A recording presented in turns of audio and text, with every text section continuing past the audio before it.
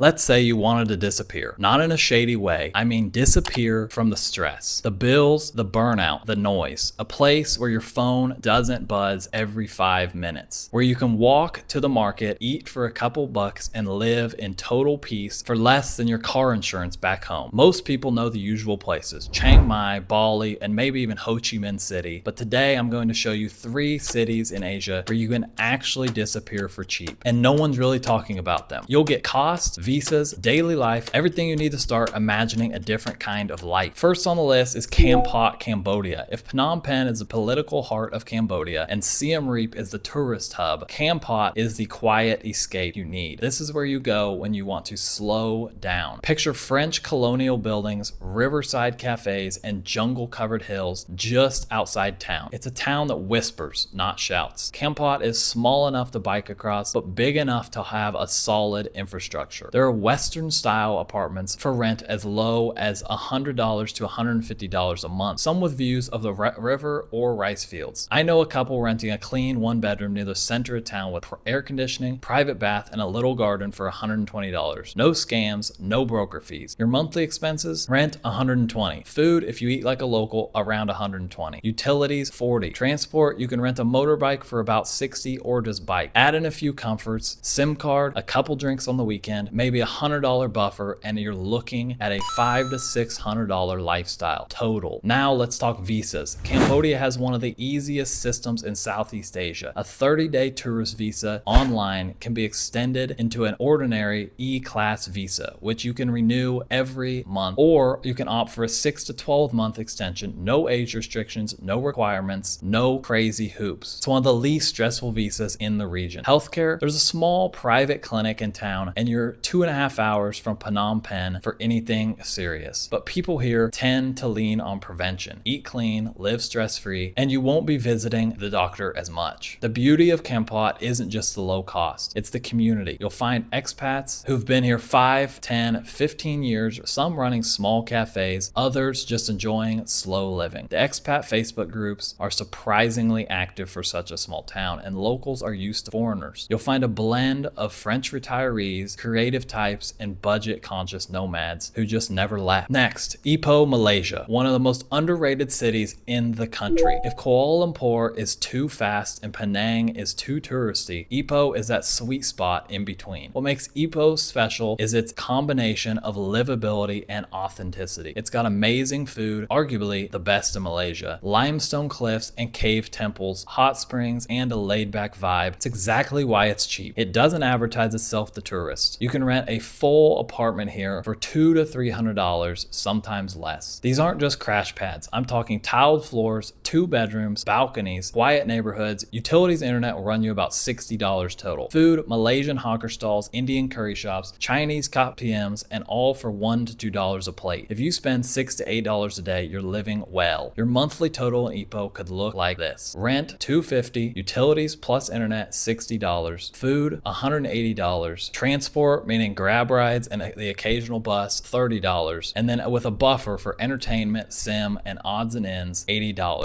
totaling up to $600 a month. Now the visa situation. Malaysia's tourist visa is easy, 90 days on arrival for most Western passport holders. If you're staying longer term, the silver tier of the Malaysian My Second Home program has become more accessible. It requires a fixed deposit and a modest property purchase, but there's no monthly income requirement. For a lot of people in their 40s and 50s, it's an actual path to residency. Healthcare is excellent in Malaysia. Ipoh General Hospital is well regarded, and private hospitals in nearby KL are top tier. English is widely spoken, which makes communication easy. The best part about Ipoh, it still feels like your discovery. The cost of living is low, the food is unreal, and the pace of life makes you forget about time. You can walk around without hearing any English, but still find everything you could possibly need. Cheap, clean, easy to navigate. The last one is Dumaguete, Philippines, known as the City of Gentle People, and it lives up to the name. It's a university town with beaches, mountains, and one of the friendliest communities you'll ever find. This is the place people quietly retire to without telling anyone. Why? Because it's affordable, English is widely spoken, and life is just, well, it's easy. The oceanfront boulevard is lined with cafes and mango vendors. It's walkable, it's peaceful, and you're never too far from a beach or nature. Rent, you can find apartments apartments for $150 to $250 easily. Some expats rent beachside bungalows for $300 plus with utilities included. Food, $3 gets you a plate of grilled or fresh seafood and grilled chicken with rice and vegetables. You could spend $180 a month on food and eat out every day. Here's another realistic breakdown. Rent, $200. Utilities and internet, $60. Food, $180. Transport, $25, meaning tricycles, jeepneys, or even a scooter rental for a little bit more, along with extras for $80, would total you up to $550 a month. The visa system is one of the most relaxed in Asia. As a US passport holder, you can get 30 days on arrival and you can extend up 36 months without ever leaving the country. Or if you're 35 and up, you can apply for the Special Resident Retirees Visa, SRRV, which gives you permanent residency with a small bank deposit, depending on your age. The medical facilities are decent, not Bangkok level, but you've got access to private clinics, and Cebu City is a short ferry away for anything more complex. Dumaguete is filled with like-minded retirees, digital nomads, remote workers, and Filipinos who return home to a simpler life. There are local markets, nature parks, diving spots, and if you want to disappear and be left alone, this is the place. Or if you want community, it's also there. So if you've ever thought, I wish I could just hit reset, you can. These aren't Instagram fantasy spots. These are real cities with real communities where $600 or less gives you not just a roof over your head, but a life that feels good to wake up to. Kampot for quiet charm, Ipoh for old school flavor and modern comforts, Dumaguete for that slow coastal rhythm. And guess what? These aren't even the only cities like this. If this video hits, I'll do a follow-up with more. Maybe some mountain towns, island hideaways, or off-radar cities in places like Laos or Sri Lanka. Let me know in the comments which one would you disappear to and why. Hit like if this helped you imagine something different. Subscribe if you want to see more videos like this every week. If you're thinking of making videos like this yourself, I'll drop a link below to the mic I use. It's cheap, solid, and just works with a few features I haven't seen on really any other mics. Thanks for watching, and I'll see you in the next one.